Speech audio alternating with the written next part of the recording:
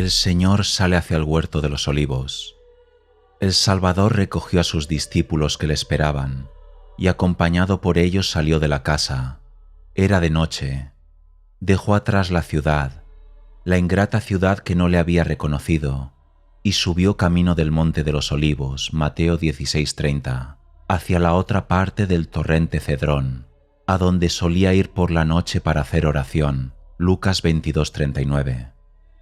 Mientras andaba y mirándoles a todos les dijo: «Todos vosotros os avergonzaréis de mí esta noche y huiréis, y me dejaréis solo cuando veáis lo que me sucede». El Salvador les hablaba de lo que en aquellos momentos hacía sufrir su corazón. Les mostraba de antemano como verdadero Dios lo que había de ocurrir a él y a ellos. Les decía que iba a la muerte por propia voluntad, no a la fuerza, ni engañado ni por ignorancia.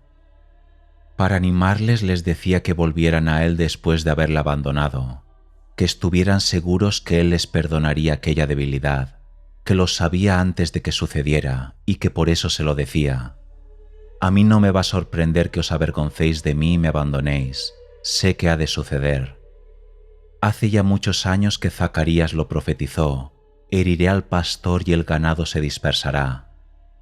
Vosotros andaréis como fugitivos y asustados, pero hay dos cosas que os pueden consolar: que yo resucitaré al tercer día de mi muerte, y que después de resucitado os esperaré en Galilea, y allí me veréis, y al verme os llenaréis de alegría. 2 veces había reprendido ya el Salvador a Pedro su excesiva impetuosidad. Confiaba en sí mismo más que lo que debía. Alardeaba delante de todos de que se dejaría encarcelar y hasta sería capaz de morir antes que abandonar al Maestro. Juan 13:37. Y ahora volvía con la misma suficiencia, armado con una espada por si era necesario defender al Señor. Pedro no había tenido en cuenta que Jesús se refería a todos cuando dijo: «Todos os avergonzaréis de mí». Pensaba que él era una excepción. No se fijó en que Jesús decía siempre la verdad ni en que él era débil. Por eso protestó y dijo: «Aunque todos se asusten y se avergüencen de ti, yo no me he de avergonzar». Pedro decía lo que sentía.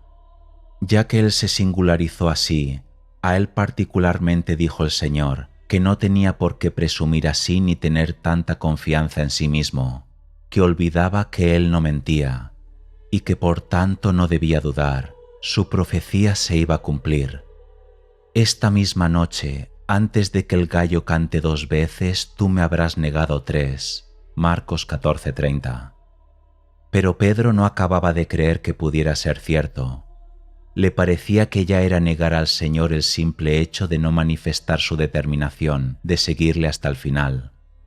Por eso insistió, como dice Mateo 16:35: «No pienses, Señor, que mi amor es tan corto, que me he de asustar al ver que te apresan para llevarte a la muerte. Si es necesario morir contigo, moriré, pero no te he de negar». Los demás apóstoles decían lo mismo y alardeaban de la misma manera. Así hablando llegaron junto a aquel valle hondo y sombrío, que por serlo tanto le llamaban Valle de Cedrón. En lo más profundo pasaba un arroyo seco, por eso le llamaban también Torrente de Cedrón. En la otra parte del torrente a la izquierda, en la falda del monte de los olivos, estaba el huerto de Getsemaní, que por ser un lugar solitario y apartado lo había elegido el Señor para hacer oración muchas otras veces. Juan 18:2. Al pasar por el valle y el torrente, los discípulos se esforzaban por parecer animosos, pero es de suponer que estuvieran angustiados y con miedo. El valle era oscuro y hondo el torrente, los árboles espesos. Se alargaban las sombras negras por los riscos y concavidades del monte. La soledad y el silencio eran grandes. La noche cerrada y muy tarde ya, porque había pasado bastante tiempo desde que Judas salió y ya era de noche. Habían hablado de traiciones, de deshonra, de torturas y de muerte. El efecto que todo esto pudo producir en medio de aquella oscura soledad, en el mimo de unos hombres débiles e indefensos, es evidente. Llegaron a la entrada del huerto, y Jesús mandó a 8 que se quedasen allí. Les encargó que velasen y que no se durmieran, que Él iba a hacer oración y que ellos hicieran lo mismo para no caer en la tentación. Mateo 26:36. El Señor busca el consuelo de sus amigos.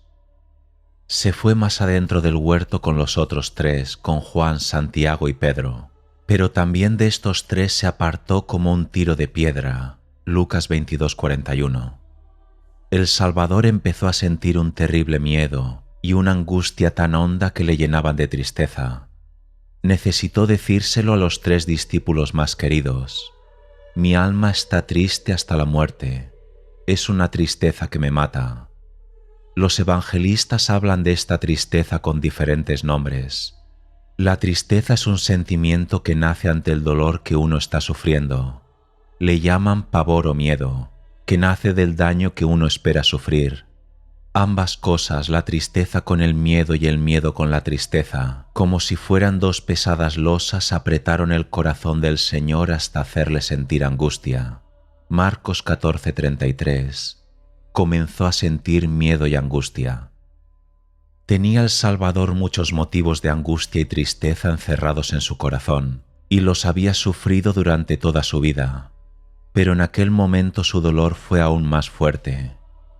Es verdad que Jesucristo veía a Dios con infinita claridad, y lo ordinario es que quien ve a Dios así no pueda sufrir ninguna pena, que su cuerpo y su alma gocen de una felicidad sin límites. Pero Dios quiso que Jesucristo sufriera para que pudiéramos ser redimidos. Sufrió el dolor en su cuerpo y sufrió tristeza y angustia en su alma. Demostró que era un verdadero hombre al sufrir y al sentir y al conmoverse.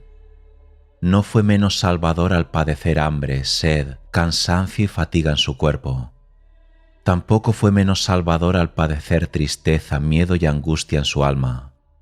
Padecía porque quería, y hubiera podido con solo quererlo dejar de sufrir, y este poder no usado no le quitaba su verdadera hombría. Al contrario, su libre voluntad de no usar este poder pudiendo fue sin duda una singular e inexpresable tortura.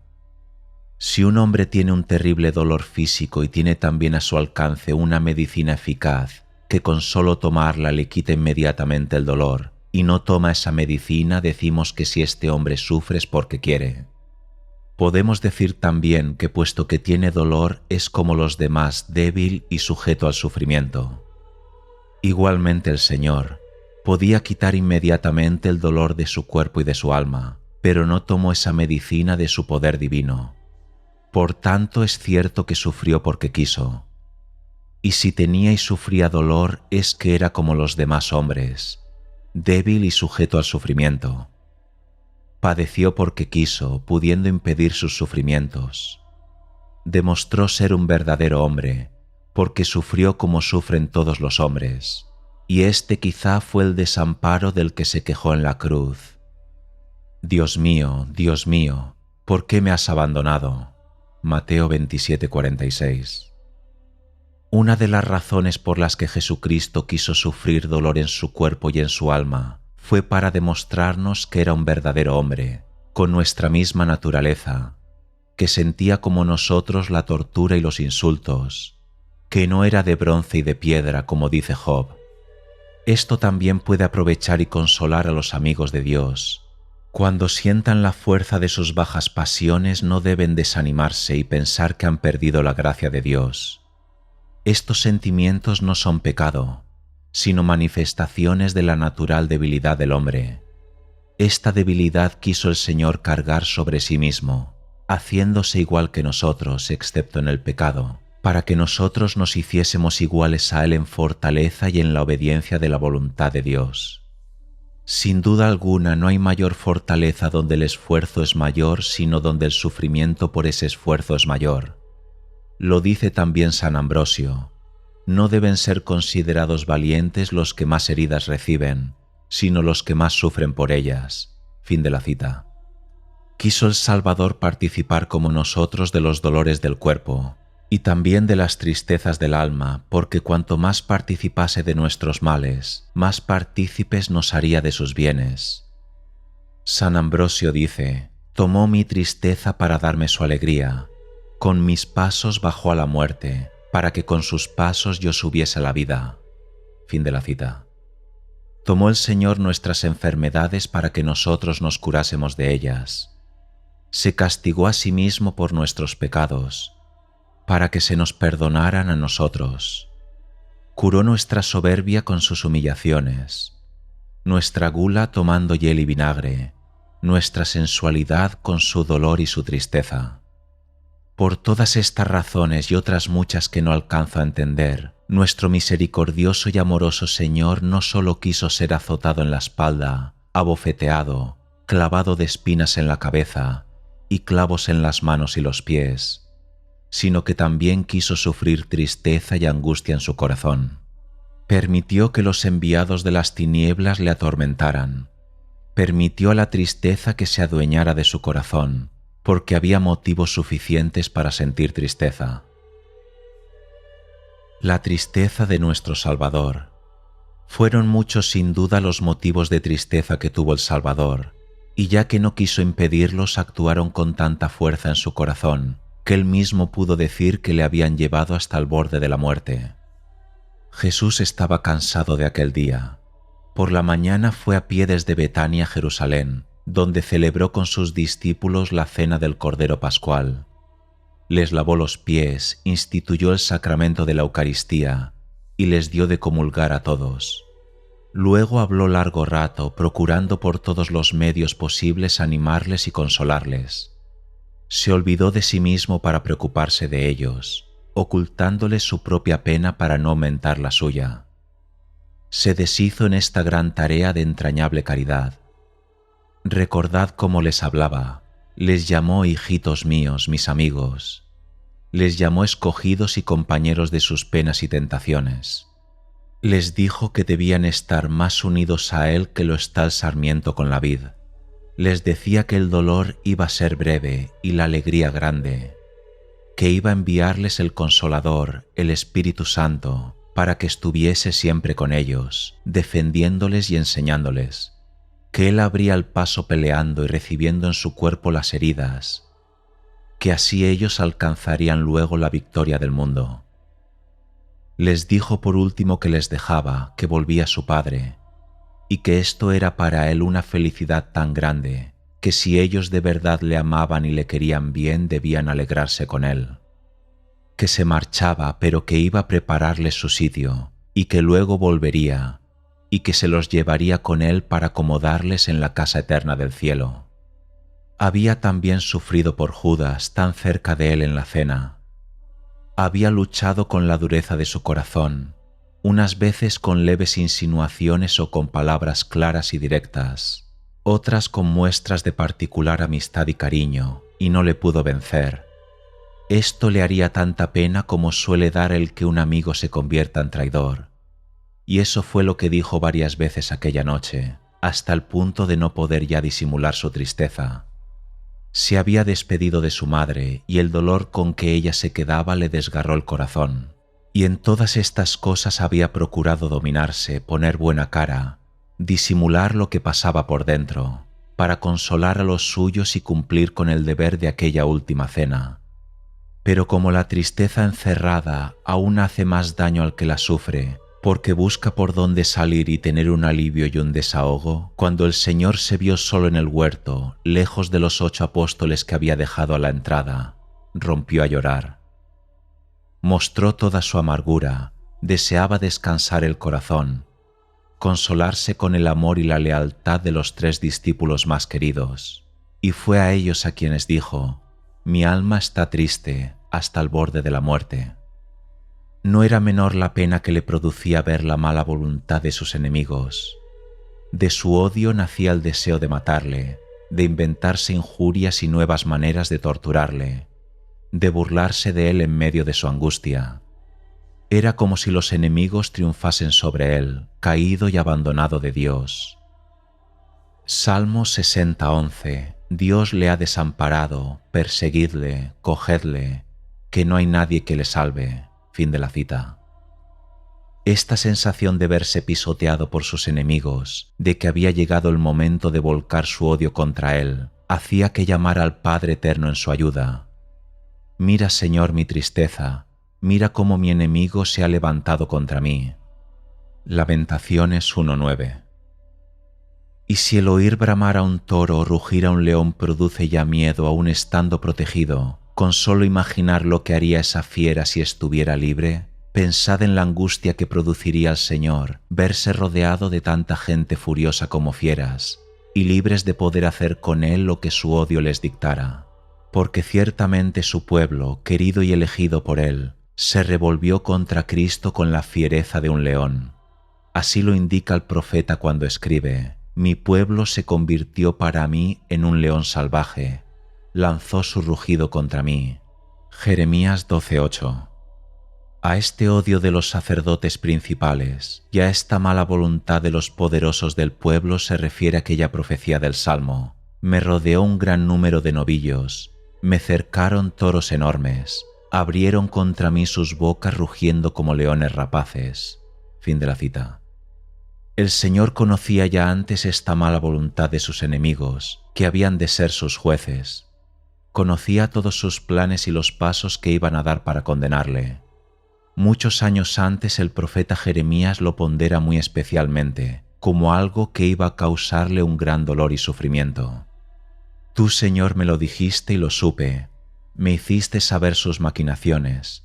Yo quedé entre ellos, como un manso cordero al que llevan a la muerte. Fin de la cita. Supo además el Señor que al encontrarse rodeado por aquellos enemigos sin poder escapar, ni quererlo, iba a ser abandonado también de sus amigos. No tendría ya quien le defendiese ante las calumnias y acusaciones, nadie abogaría por su causa. Entre aquella gente a nadie le importaría que muriera.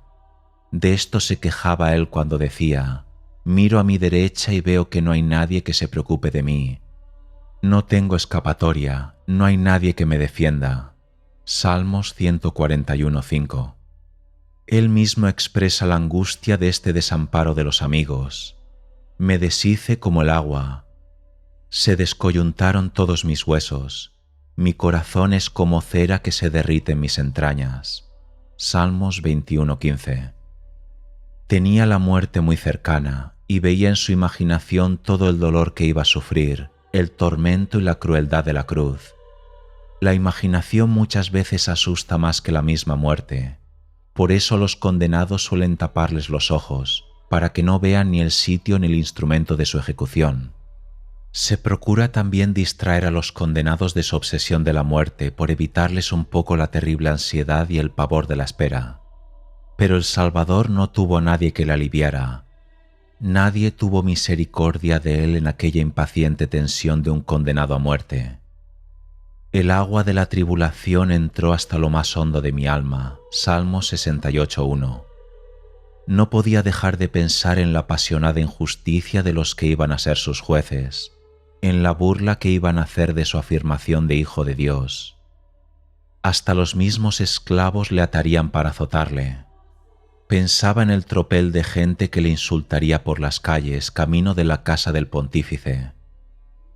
Los sacerdotes iban a presentar testigos falsos, le escupirían, le darían bofetadas, se reirían de él. Venía a su imaginación el momento en que Pilatos, por miedo y por respeto humano, le remitiría a Herodes, y Herodes le trataría de loco ante sus cortesanos. Devuelto a Pilatos le haría azotar, los soldados le clavarían una corona de espinas para burlarse de su realeza, de él, verdadero rey de los hombres. Su corazón le daba vuelcos cuando pensaba en la sentencia pregonada públicamente por Pilatos: condenado a muerte y de cruz. Oía los aullidos de la gente fuera de sí, y todo eso lo verían sus amigos, las mujeres que le habían seguido, su misma madre. No es posible ver tan claramente y de antemano el propio dolor y humillación y vergüenza y no morir de tristeza. Le era imposible apartar de su mente aquel terrible lugar, el Calvario. Vio cómo iba a ser crucificado, cómo era levantado en la cruz, desnudo a la vista de todo el mundo. Rebajado a la categoría de un vulgar salteador de caminos, se veía allí clavado entre los dos ladrones. Durante más de 3 horas iba a estar allí, colgado en la cruz, desamparado de sus amigos, insultado por sus enemigos. Su madre le vería, oiría su desgarrador grito de agonía. No podemos pensar que alguno de estos sufrimientos se le escatimaran al Señor. No debemos pensar que algún sufrimiento le resultara fácil. Fue tanto el dolor que sintió que de espanto empezó a temblar y a aterrorizarse. Marcos 14:33 y Mateo 26:37. Comenzó a sentir pavor y angustia. Comenzó a entristecerse y angustiarse. Para descansar un poco con sus 3 amigos les dijo: «Mi alma está triste hasta el borde de la muerte. Tengo angustia y tristeza de muerte. Siento tanto dolor que estoy a punto de morir. Me muero de tristeza. Quedaos un poco aquí, os lo ruego, quedaos conmigo. Despertaos, no os durmáis. Hacedme compañía». Tanto fue su dolor, tanto su amor infinito. A pesar de tanta tristeza y dolor, esto no impidió que el Salvador se ofreciese con prontitud a la muerte, por obedecer a su Padre y por salvar a los hombres. Pero al advertir la terrible carga que tomaba sobre sus hombros, entró en agonía. Lucas 22:43. Y perseveró haciendo más intensa su oración hasta sudar sangre de sus venas. No os sorprenda que Jesús sufriera tanto. Quizá muchos hombres se han visto en situaciones más crueles, pero recordad, no llames valiente al que más heridas recibe, sino al que más sufre por ellas y las soporta. Y nadie como Cristo tuvo un alma tan grande. Su dolor fue a la medida de su amor. No comprendemos del todo su amor, por eso no comprendéis su dolor. Cita de San Juan de Ávila. Jesucristo veía clara e íntimamente la esencia de Dios, y a su vista vivía como arrebatado por el ansia de servirle, de amarle, con toda la fuerza inexpresable de su amor. Veía también todos los pecados cometidos por los hombres desde el comienzo del mundo, todos los que iban a cometer todavía contra Dios, y su dolor de ver ofender a la divina majestad era tan grande como grande era su deseo de que fuera bendecida y amada. No hay quien pueda comprender este amor, y así tampoco hay nadie que pueda alcanzar la hondura de su dolor. Quizá hayáis leído que algunos hombres tan amoroso arrepentimiento sintieron de sus pecados, que no cabiendo en ellos tanto dolor perdieron la vista.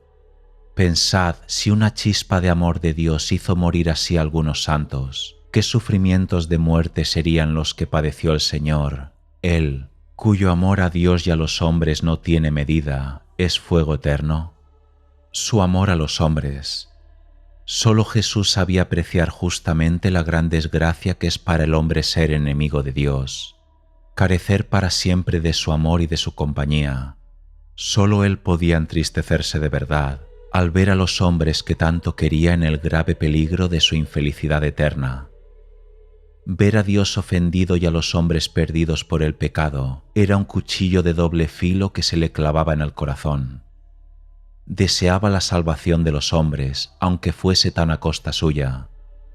Si San Pablo puede decir en Corintios 11:28 que le fatigaba interiormente más la preocupación y el cuidado de las iglesias que todo su cansancio físico y todas las persecuciones que padecía, ¿qué no sufriría el Señor por dentro si tenía una caridad infinitamente mayor que ese apóstol?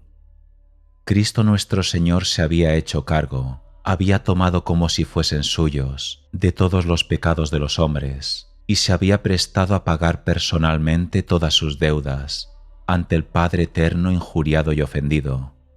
Isaías 53:6. Todos nosotros perdimos el camino, y el Señor puso sobre su Mesías los pecados de todos. Fin de la cita. El amor de nuestro Señor aceptó esta rigurosa sentencia de la justicia divina, y cargó con todos los pecados que los hombres han hecho, hacen y han de hacer hasta que el mundo se acabe sin dejar uno. El Señor se dispuso a pagar con el dolor de su corazón. Es imposible contar el número y la maldad de los pecados de los hombres, pero aún más imposible es calibrar el dolor de Cristo. Cristo no solamente salió fiador de culpas ajenas, sino que se presentó Él mismo como culpable, como si los pecados fueran suyos. Los que fían pagan como personas distintas al que fían, y no se les pega la deshonra de los delitos ajenos. Al contrario, quedan más honrados porque pagan por algo que no les obliga. Pero el Señor se hizo tan uno con nosotros como lo es la cabeza con el cuerpo. Quiso que nuestras culpas se llamasen culpas suyas. Por eso no solamente pagó con su sangre, sino con la vergüenza de esos pecados. Salmos 43:16. Mi ignominia está frente a mí todo el día, y se me enrojece la cara de vergüenza. Salmo 68:8. La vergüenza cubre mi cara. Salmo 68:20. Tú conoces la humillación que padezco, mi confusión y mi vergüenza. Fin de la cita. A pesar de la vergüenza que el Señor padeció por nuestros pecados, pidió perdón por ellos con la misma vehemencia que si fueran suyos. A veces, cuando un hombre comete un delito, algunos de los que fueron sus amigos dicen no conocerle, para no poner en tela de juicio su propia honradez. Y si un amigo verdadero se atreve a ayudar al delincuente, lo hace siempre dejando claro que él no tuvo nada que ver con el delito de su amigo. El Señor, en cambio, se presenta a ayudarnos a nosotros, delincuentes y pecadores, llamándonos amigos, hermanos, hijos suyos, llamándonos hasta miembros de su mismo cuerpo, unos con Él, y lo proclama a gritos ante el tribunal de la justicia divina. Ruega que seamos perdonados, negocia nuestra absolución, se entrega Él mismo como malhechor para pagar nuestra pena. Aunque pidió 3 veces en la oración que si era posible ocurrieran las cosas sin que Él tuviera que morir, estaba bien seguro que no conseguiría esa petición, porque se había hecho cargo de nuestros muchos pecados, los llevaba ya como suyos. Los gritos de mis pecados hacen imposible mi salvación. Salmos 21:2. ¿Cómo sería su tristeza que le hizo sudar sangre de sus venas?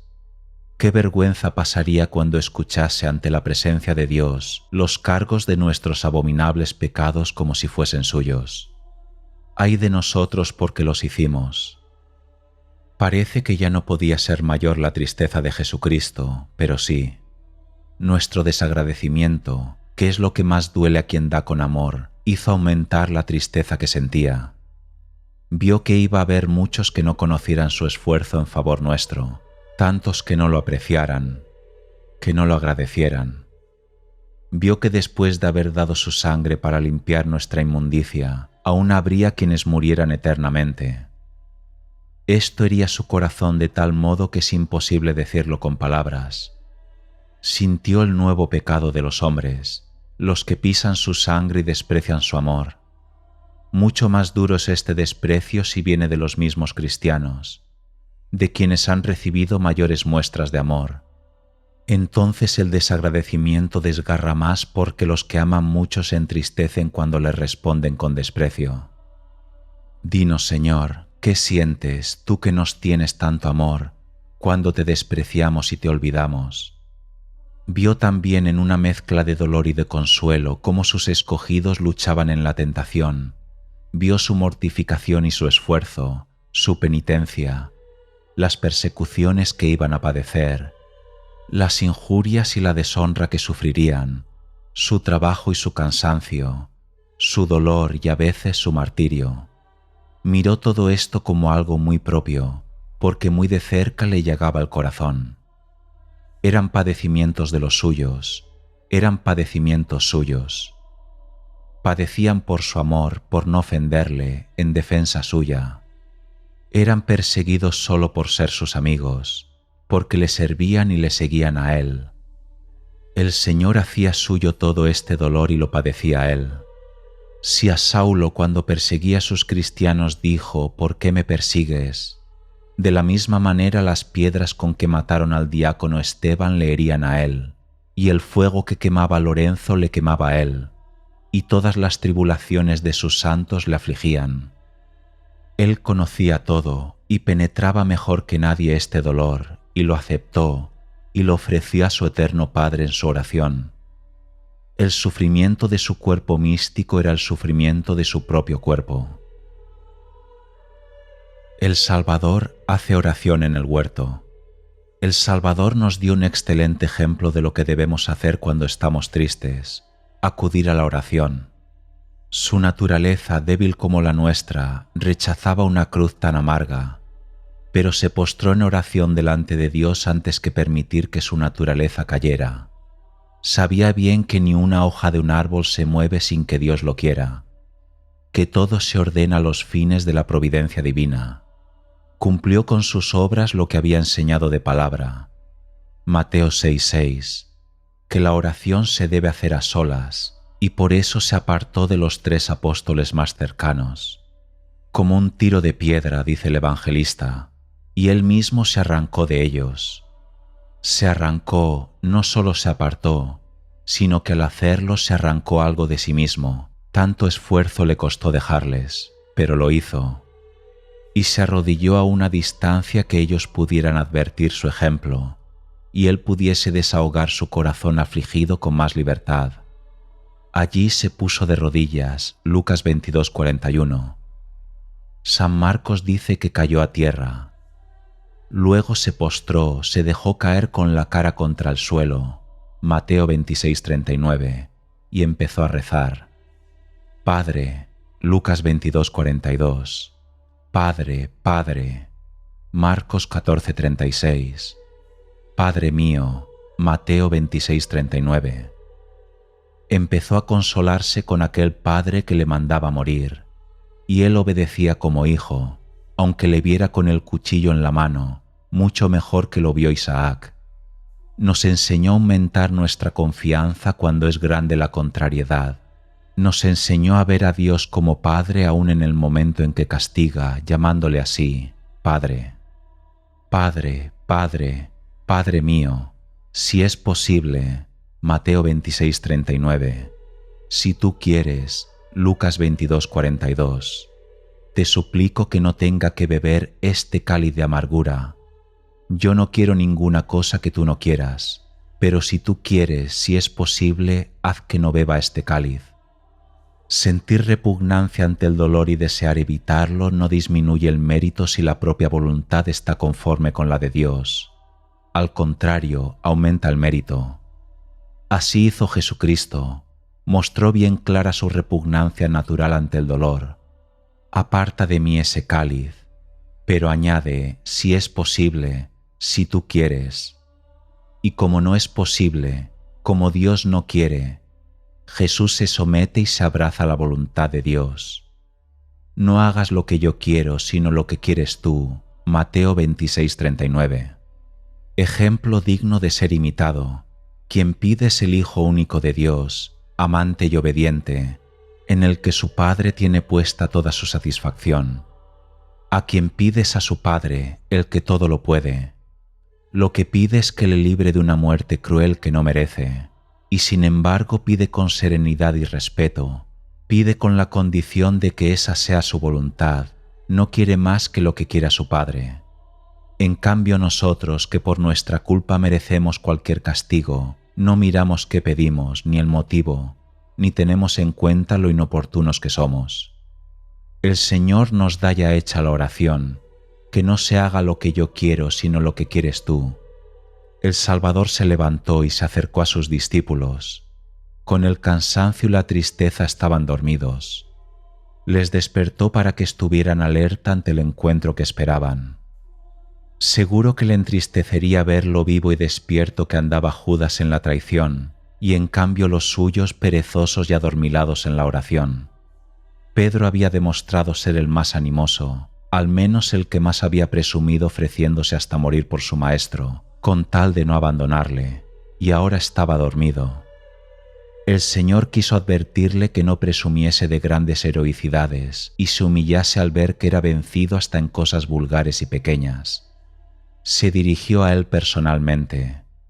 Pedro, ¿tú también duermes? Marcos 14:37. Tú decías que me seguirías hasta dejarte encarcelar y morir por mí, ¿y ahora no has podido estar despierto conmigo ni siquiera un rato? ¿Ni siquiera ahora en que necesito tu compañía porque me muero de tristeza? ¿No te parece que yo debiera dormir y descansar y tú estar despierto para defenderme? Pedro, tú también duermes. ¿Ni siquiera una hora has podido estar despierto conmigo? Pedro no supo qué contestar. El Señor se volvió a los demás que habían imitado a Pedro tanto en presumir como en dormirse luego, y les dijo: «Manteneos despiertos y rezad, no solo por mí sino por vosotros, para que no seáis vencidos por la tentación.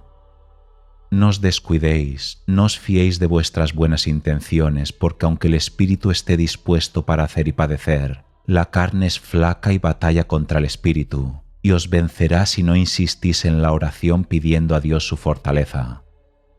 E inmediatamente puso él mismo en práctica lo que acababa de decir. Volvió otra vez a alejarse un poco y reanudó su oración. «Yo te he suplicado, Padre mío, que si era posible me libraras de beber este cáliz de amargura, pero si has dispuesto otra cosa, y no puede ser que no lo beba, que se cumpla tu voluntad». Mateo 26:42. De nuevo volvió donde estaban los suyos, preocupado por su debilidad, y otra vez los encontró dormidos. Mateo 26:43. Demostraban con su sueño lo débiles que iban a ser en la acción, puesto que tan perezosos eran en la oración. Esta vez el Señor no quiso decirles nada, quizá para no afligirles más. Les había reprendido ya una vez. No quería avergonzarles de nuevo echándoles en cara que les había avisado antes y que se habían vuelto a dormir. Se daban cuenta por sí mismos y estaban tan avergonzados que no sabían qué disculpa poner. Marcos 14:40. Tampoco nosotros encontramos disculpa por la poca compañía que hacemos al Señor en su pasión, a no ser la de que estamos con los ojos cargados de sueño de tanto mirar lo que nos aparta de Dios.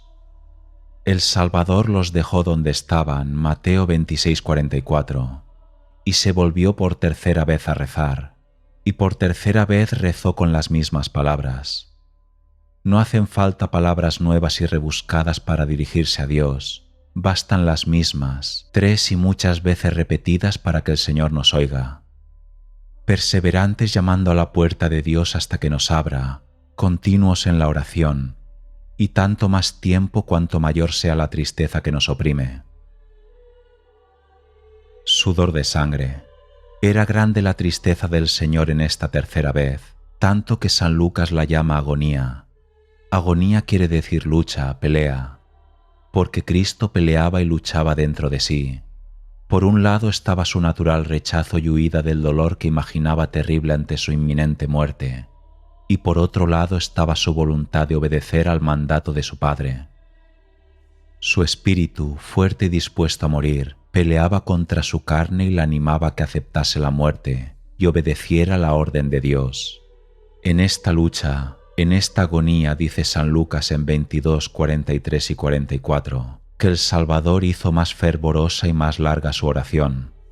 En esta angustia se violentó a sí mismo con tanta fuerza que algunas venas se rompieron y salieron a través de los poros de la piel gotas de sangre que corrían hasta el suelo. No sudó sangre por miedo, sino por la fuerza que puso en vencerlo, por la enorme fuerza que tuvo que hacerse a sí mismo para obedecer a Dios. Cuanto más crecía el sufrimiento, más insistía en su oración, suplicando al Padre Eterno que le evitase beber aquel trago tan amargo de dolor, pero que se hiciese su voluntad. Todos los ángeles del cielo estarían absortos y admirados al ver al Hijo de Dios agonizante, que por 3 veces suplicaba al Padre Eterno le perdonase la vida y le evitase una muerte tan llena de dolor y de vergüenza. Todos los ángeles esperarían el resultado de aquella petición, por ver si moriría o no, por ver si la espada ya sobre la cabeza del Señor volvería la vaina sin sangre, como antiguamente hizo Abraham con su hijo Isaac. Pero Dios hizo saber a los espíritus del cielo que su voluntad era que el hijo muriese, y que aceptaba su oración en la que le decía que ejecutase su voluntad sin mirar su deseo. Así, dijo el Padre Dios, se cumpliría su justicia y su misericordia. Sería saldada la deuda por los pecados cometidos, y vendría la salvación a todo el mundo. Todos los ángeles adoraron a su divina majestad, conocieron un nuevo aspecto de la infinita sabiduría e incomprensible bondad de Dios. La oración humilde y perseverante nunca vuelve vacía de las puertas de Dios. No se cambió la decisión tomada antes de todos los siglos de que Jesús muriese, pero envió Dios un ángel para que le consolase. Lucas 22:43. No sabemos con qué razones le podría consolar, pues el Señor sabía todo lo que el ángel pudiera decirle. El ángel no podría darle un consuelo mejor que el que había dado el mismo Jesús poco antes a sus apóstoles.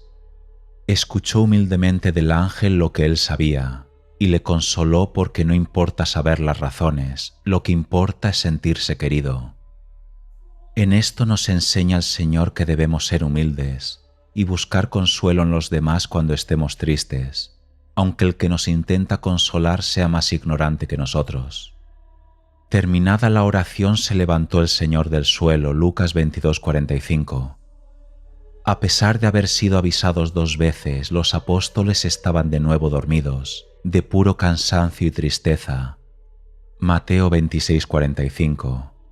El Señor les despertó con una triste ironía: dormid ahora y descansad, como si dijera: buen sitio y buen momento habéis elegido para dormir, en la tierra y con los enemigos ya a la puerta para prenderme.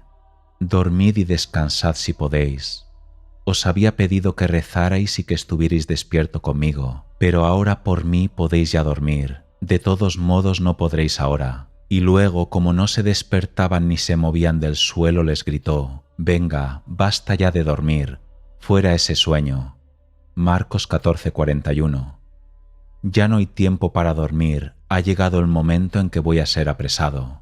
Lucas 22:46. Sintió el Salvador aquella injuria de su apóstol Judas que le vendía. Le dolía la maldad de todos aquellos que venían a prenderle, pero más la de su amigo y compañero Judas, uno de los 12. Su amigo Judas le había vendido por poca cosa, lo que quisieron dar. ¿Qué me queréis dar y os lo entregaré? Mateo 26:15. Y con lo que le dieron se conformó, y no hubo necesidad de ajustar el precio ni tratar más el asunto. El Señor no quiso ya disimular el daño que le hacía esa injuria de Judas. Por eso dijo a los apóstoles: ¿qué, seguís durmiendo? Pues el que me vende está ya muy cerca. Mateo 26:46 y Marcos 14:42. Y no está durmiendo ni ha perdido el tiempo. Venga, levantaos ya, vamos, salgamos al encuentro de los que vienen a buscarme. En este comportamiento del Señor podemos advertir 2 cosas: que la oración siempre da buenos resultados y nunca se sale vacío de la presencia de Dios, porque aunque no se consiga consuelo, como el Señor apenas lo tuvo, sin embargo se saca fortaleza para vencer cualquier dificultad o tentación. La segunda cosa es que si bien es necesario descubrir a Dios nuestra tristeza y abrir del todo el corazón, como lo hizo el Señor, y como lo hacía David cuando decía: derramo ante Él mi plegaria y expongo ante Él mi angustia, Salmos 141:3. Sin embargo, ante la dificultad es necesario demostrar valentía y hacer frente a los que nos persiguen.